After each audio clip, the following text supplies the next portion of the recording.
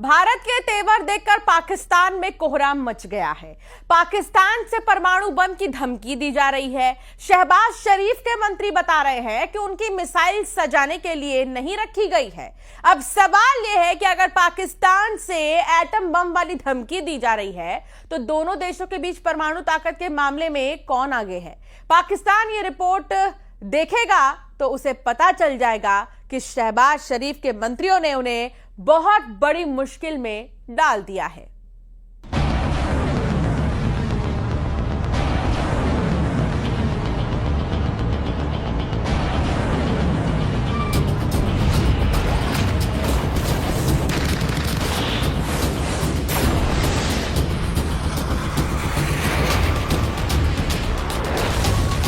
अरब सागर में भारत की सबसे खतरनाक क्रूज मिसाइल ब्रह्मोस लॉन्च की जाती है।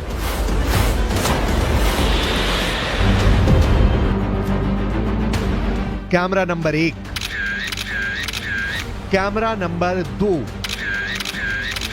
और फिर दूर से कैमरा नंबर 3। अरब सागर में सुपरसोनिक क्रूज मिसाइल ब्रह्मोस को दागकर पाकिस्तान को मैसेज दे दिया गया है। मैसेज इस बात का कि युद्ध लड़ने के लिए भारत की फौज हमेशा तैयार है।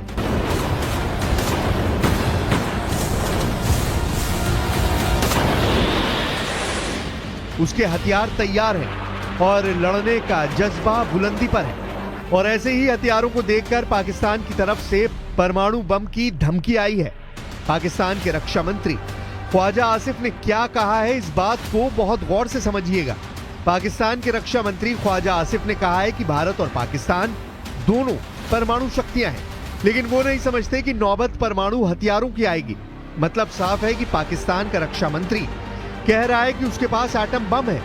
ये साफ साफ परमाणु हमले की धमकी है। ये साफ साफ दुनिया को डराने की कोशिश है कि भारत ने अगर हमला किया तो वो क्या कर सकता है, भारत इस धमकी का क्या जवाब दे सकता है, वो पाकिस्तान को आगे बताया जाएगा।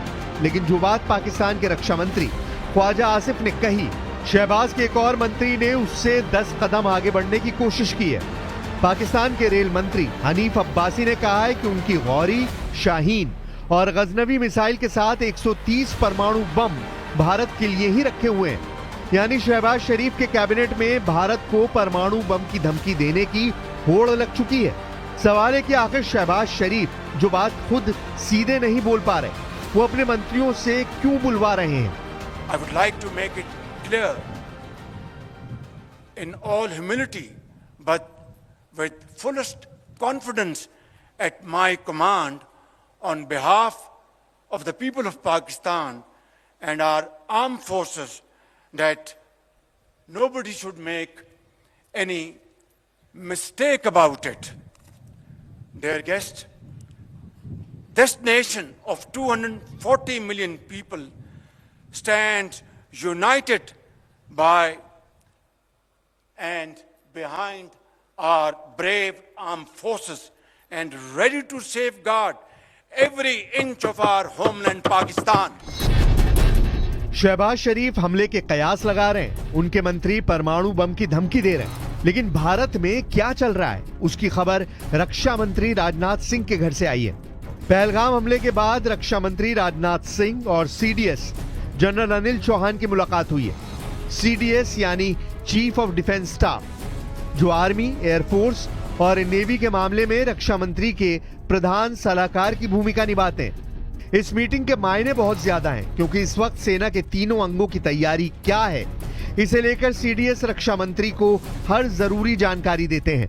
सिग्नल साफ है कि पहलगाम हमले के बाद भारत कोई भी फैसला जज्बात से नहीं, बल्कि हर बात को ध्यान में रखकर करेगा, ताकि दुश्मन को सबसे गहरी चोट पहुंचाई जाए। चोट ऐसी जिससे बारूद के धमाके से ज्यादा दुश्मन के विलाप की आवाज आए। भारत के हम लोगों में जो आक्रोश है, वो आक्रोश पूरी दुनिया में है। इस आतंकी हमले के बाद लगातार दुनिया भर से संवेदनाएं आ रही हैं। मुझे भी ग्लोबल लीडर्स ने फोन किए हैं, पत्र लिखे हैं, संदेश भेजे हैं। इस जघन्य तरीके से किए गए आतंकी हमले की सबने कठोर निंदा की है। उन्होंने मृतकों के परिवारजनों के प्रति संवेदनाएं प्रकट की है। पूरा विश्व आतंकवाद के खिलाफ हमारी लड़ाई में 140 करोड़ भारतीयों के साथ खड़ा है। मैं पीड़ित परिवारों को फिर भरोसा देता हूं, उन्हें न्याय मिलेगा, न्याय मिलकर रहेगा। इस हमले के दोषियों और साजिश रचने वालों को कठोरतम जवाब दिया जाएगा।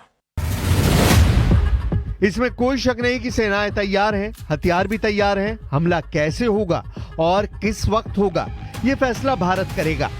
पाकिस्तान की परमाणु धमकी को देखने के बाद अब आपको एटम बम वाले समीकरण दिखाते हैं, क्योंकि पहलगाम में हुए आतंकी हमले के बाद अब पाकिस्तान से एटम बम वाली धमकी भी शुरू हो चुकी है।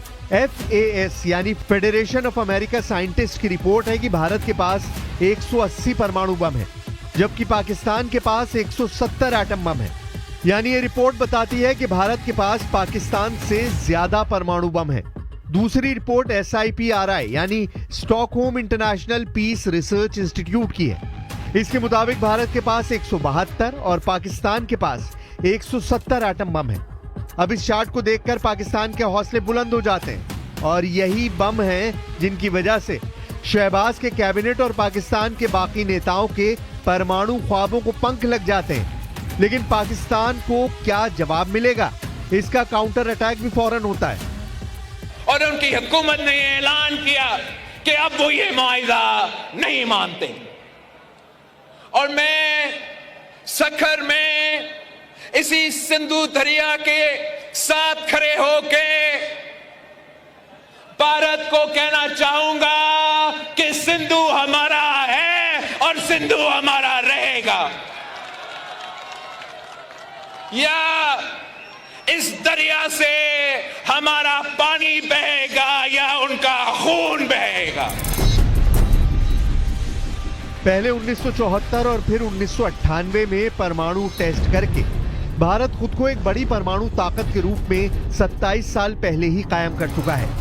और भारत के पास परमाणु बम लॉन्च करने वाले वो जराए हैं जो पाकिस्तान के पास नहीं है। परमाणु युद्ध हुआ तो भारत के पास हमले के लिए क्या क्या विकल्प हैं, वो आपको दिखाते हैं। और ये बात शहबाज शरीफ और उनके कैबिनेट वाले जंगजू मंत्रियों को भी एहसास दिलाएगी कि परमाणु युद्ध पाकिस्तान को पूरी तरह से इस पृथ्वी से मिटा देगा। परमाणु बम लॉन्च करने के लिए भारत के पास 3 प्लेटफॉर्म हैं, जबकि पाकिस्तान के पास सिर्फ 2 हैं। भारत लड़ाकू विमान से एटम बम दाग सकता है, पाकिस्तान के पास भी ये ताकत है। भारत जमीन पर मौजूद मिसाइल से भी एटम बम लॉन्च कर सकता है, पाकिस्तान के पास भी ये पावर है। लेकिन तीसरी और निर्णायक प्लेटफॉर्म परमाणु पनडुब्बी है, जो भारत के पास है और पाकिस्तान के पास नहीं है। यानी एटम बम के हमले का जवाब भारत जवाबी हमला करके दुश्मन को पूरी तरह से मिटा सकता है। इसकी गारंटी भारत की परमाणु पनडुब्बी है। सबसे पहले बात एयर स्ट्राइक वाली ताकत की, जो परमाणु बम भी लॉन्च कर पाए, यानी ऐसे जहाज जो एटम बम से हमला कर सकते हो। भारत और पाकिस्तान दोनों के पास ऐसे जहाज हैं जो एटम बम से लैस किए जा सकते हैं और उनसे परमाणु बम दागा जा सकता है। भारत के पास इसके लिए सुखोई फाइटर जेट है, राफेल विमान है, MiG-29 है, मिराज 2000 है, जगुआर है। जबकि पाकिस्तान के पास F-16 है, J-10 है, मिराज 5 और मिराज 3 है। ये चार्ट बताता है कि दोनों देशों के पास परमाणु बम की डिलीवरी करने वाली एयर पावर है, जो एटम बम वाली स्ट्राइक अंजाम दे सकते हैं।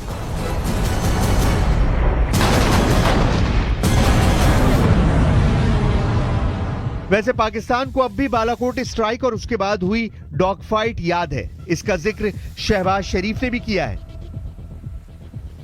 Our valiant armed forces remain fully capable and prepared to defend the country's sovereignty and its territorial integrity against any misadventure, as clearly demonstrated by its measured yet resolute response to India's reckless incursion in February 2019. इससे अलग पाकिस्तान के पास ballistic missile भी हैं, जिनमें किसी की range 3000 kilometre से ज्यादा नहीं है। गौरी अबाबील और शाहीन क्लास की मिसाइल भारत के लिए खतरा है। लेकिन ऐसी मिसाइलों को रोकने के लिए भारत में दुनिया का सबसे खतरनाक एयर डिफेंस और मिसाइल डिफेंस सिस्टम S-400 भी तैनात कर दिया गया है। पाकिस्तान से ऐसे खतरे को देखते हुए उत्तरी और पश्चिमी सेक्टर में ऐसे एक सिस्टम को तैनात किया गया है। वहीं पाकिस्तान को भारत की अग्नि मिसाइल से सावधान रहना होगा, क्योंकि अग्नि सीरीज की मिसाइल शहबाज और जनरल मुनीर को डराने के लिए काफी है। पाकिस्तान का एक इंच ये मिसाइल कवर करती है। पाकिस्तान की गौरी, अबाबील और शाहीन की रेंज 3000 किलोमीटर भी पार नहीं करती। उसके जवाब में भारत की अग्नि 1 बैलिस्टिक मिसाइल की रेंज 700 किलोमीटर है। अग्नि 2 की रेंज 2000 किलोमीटर है। अग्नि 3 इंटरमीडिएट रेंज बैलिस्टिक मिसाइल है। इसकी रेंज 3000 से 3500 किलोमीटर है। अग्नि 4 बैलिस्टिक मिसाइल की रेंज 4000 किलोमीटर है।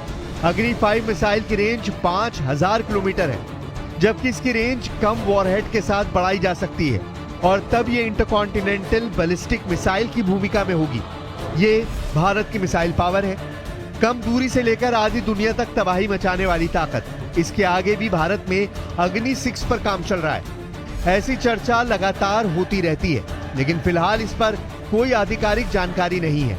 अग्नि के अलावा पृथ्वी मिसाइल के 3 वेरिएंट देख लीजिए, जो खास तौर से पाकिस्तान को जहन में रखकर पिछले 40 साल में तैयार किए गए हैं।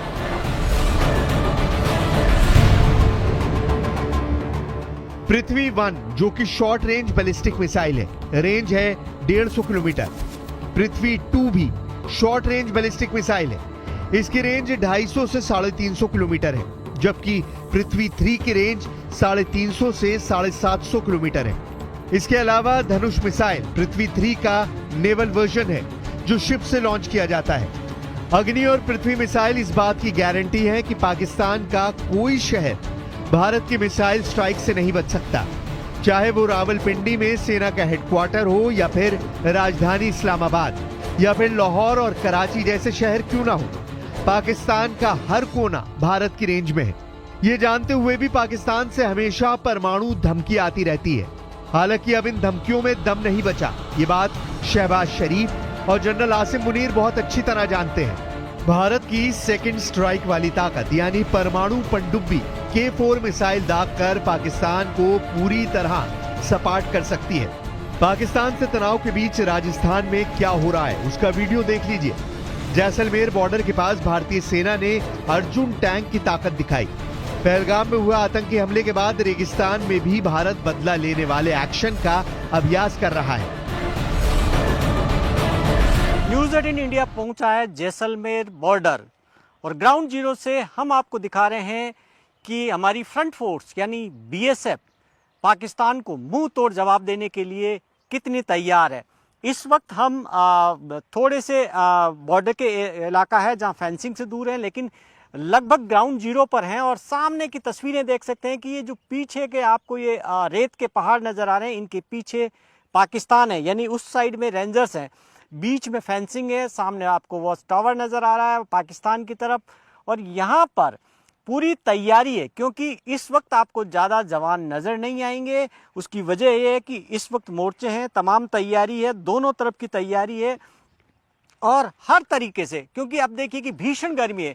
इस वक्त आप देखिए कि सूर्यदेव आग उगल रहे हैं और जो रेत के धोरे वो अंगारे बन चुके हैं। ऐसी स्थिति में BSF जवानों के लिए सामने कितनी बड़ी चुनौती होगी कि यहाँ पर खड़े होकर किस तरीके से पाकिस्तान पर नज़र रखते हुए सामने कि जो पाकिस्तान के रेंजर्स क्या कर रहे हैं, सेना क्या कर रही है, उस पर बारीकी से नज़र रखना।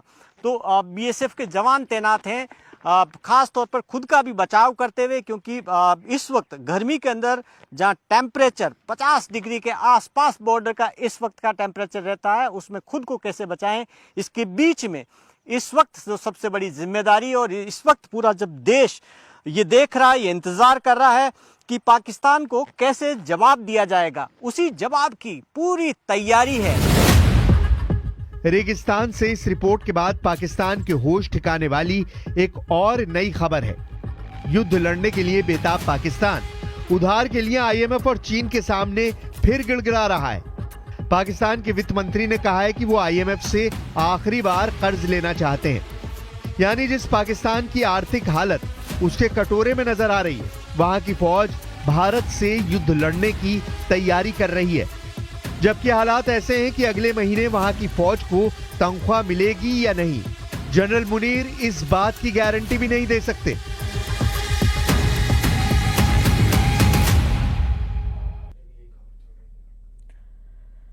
जम्मू कश्मीर में आतंक के खिलाफ एक्शन जारी है। जम्मू कश्मीर के कई जिलों में आतंकियों की तलाश में सर्च ऑपरेशन तेज कर दिया गया है। आतंक की कमर तोड़ने के लिए सुरक्षा बल ने पूरा एक्शन प्लान तैयार किया। आपको ग्राउंड जीरो से रिपोर्ट दिखाते हैं।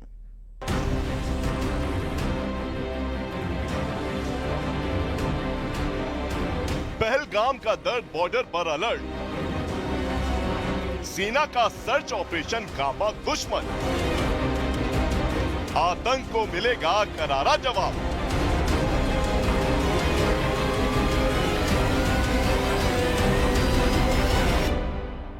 पहलगाम के दर्द का जवाब अब बॉर्डर पर गूंज रहा है। पाकिस्तान की तरफ से सीमा पार फायरिंग के बाद कुपवाड़ा में फॉरवर्ड डिफेंस लाइन पर चौकसी बढ़ा दी गई। आम जनता के लिए रास्ते बंद कर दिए गए हैं। चप्पे चप्पे पर हमारे देश के सुरक्षा बल तैनात हो। कचामा में ये अहम जो गतिविधियां हैं सेना की, ये आप यहाँ पर देख सकते हैं और कैसे आने वाले दिनों में बॉर्डर पर जो मुस्तैदी है, बॉर्डर पर जो तैनाती की गई है, उसका ये नज़ारा है। एक्सक्लूसिव तस्वीरें सिर्फ और सिर्फ न्यूज़ 18 इंडिया पर आप ये देख सकते हैं कि कैसे कॉन्वॉय का ये पूरा मूवमेंट हो रहा है और कैसे जो सेंसिटिव जगहों पर आगे जो तैनाती होगी वो तो हम आपको नहीं दिखा सकते और न हमें दिखाने की परमिशन है, लेकिन सड़कों पर, आम सड़कों पर जहां पर आम लोगों की आवाजाही है, इस तरीके से वाहनों का, व्हीकल्स का मूवमेंट यहां पर हो रहा है। सुरक्षा बलों ने कुपवाड़ा के एलओसी से सटे इलाकों में बड़े पैमाने पर रोड सर्चिंग ऑपरेशन चलाया है। हर रास्ते, हर मोड़ पर जवान अलर्ट हैं। बीएसएफ जवान पहाड़ी रास्तों पर भी पैदल गश्त कर रहे हैं। हमें पता है कि इस हरकत के पीछे कौन है, सबको ये पता है और इसीलिए भारत सरकार ने बड़े स्ट्रांग कदम भी उठाए हैं। और जहां तक सीमा की बात है, सीमाओं की रक्षा करना बीएसएफ का प्रथम दायित्व है और BSF first line of defence कही जाती है। तो हम हमेशा 365 दिन 24 घंटे पूरे वीक हम हमेशा उनकी रक्षा करते हैं। उसके लिए अलर्टनेस हमारी उसी दर्जे की होती है जो कभी भी कोई भी घटना होने पर होती है। लेकिन आज के संदर्भ में ये भी कहना चाहूंगा कि आम दिनों में भी हम कभी भी कोई ऐसी कोताही नहीं बरतते हैं, क्योंकि हमें पता है कि हमारा काउंटर पार्ट है वो भरोसे के लायक नहीं है। आरसपुरा बॉर्डर पर जीरो लाइन का गेट भी बंद कर दिया गया है, जबकि पहलगाम में मारे गए टूरिस्ट को श्रद्धांजलि देते हुए बीएसएफ जवानों ने बीटिंग रिट्रीट सेरेमनी में हिस्सा लिया। वहीं सुरक्षा चक्र और मजबूत कर दिया गया है। हम कुपवाड़ा में मौजूद हैं, एलओसी के पास मौजूद है और यहाँ पर देखिए किस तरीके से जो बीएसएफ के जवान हैं उनकी तैनाती यहाँ पर है। कुल मिलाकर अभी जो सिविलियंस हैं उनको आवाजाही के, मुख्य आवाजाही के रास्ते में उनको आने नहीं दिया जा रहा है और इसी तरीके से कुछ कुछ दूरी पर, चाहे भारतीय सेना के लोग हैं या फिर बीएसएफ के लोग हैं या फिर सीआरपीएफ के लोग हैं, उनकी यहाँ पर तैनाती की गई है। एक सघन चेकिंग अभियान सीमावर्ती इलाकों में यहाँ पर चलाया गया है। सीमावर्ती गांव में बीएसएफ और पुलिस ने मिलकर पंच, सरपंच और वीडीजी मेंबर्स को जंगी हालात से निपटने की तैयारी कराई है। गांव वाले भी पाकिस्तान को करारा जवाब देने के लिए तैयार हैं। ऐसा हादसा होता है, हम बुजुर्ग, महिला, बच्चों को बाहर निकालेंगे, हम खुद लड़ने के लिए तैयार हैं। तो आप खुद इतना जोश रखते हैं, जज्बा रखते हैं? क्यों नहीं रखते हैं, हम खुद बीडीसी हैं, हथियार हमें गवर्नमेंट ने दिए, क्यों नहीं रखते हैं, किस लिए हमने क्या किया। तो कभी ऐसे हालात बन जाएंगे तो आप लोग तैयार हैं? हाँ तैयार सर, बिल्कुल तैयार सर। क्या करेंगे अगर ऐसे हालात बन जाए? जो भी दुश्मन आएगा उसको नहीं से छोड़ेंगे। अच्छा, आप क्या? हाँ बस बीडीसी वाले हम छोड़ेंगे नहीं इसको, कोई भी दुश्मन आएगा उसको छोड़े नहीं, गाना हमारे को मिली है। बीडीजी हमारी बिल्कुल सतर्क है और इनकी ट्रेनिंग जो है वो पीरियडिकली समय पे हो रही है। सीमा पर बढ़ते तनाव के बीच भारतीय सेना ने मोर्चा संभाल लिया है। सुरक्षा बल पूरी तरह से तैयार है और गांव वालों को भी सतर्क कर दिया गया है। अब हर कदम फूंक फूंक कर रखा जा रहा है। पहलगाम के दर्द का बदला जरूर लिया जाएगा और पाकिस्तान को करारा जवाब देने का वक्त आ गया है।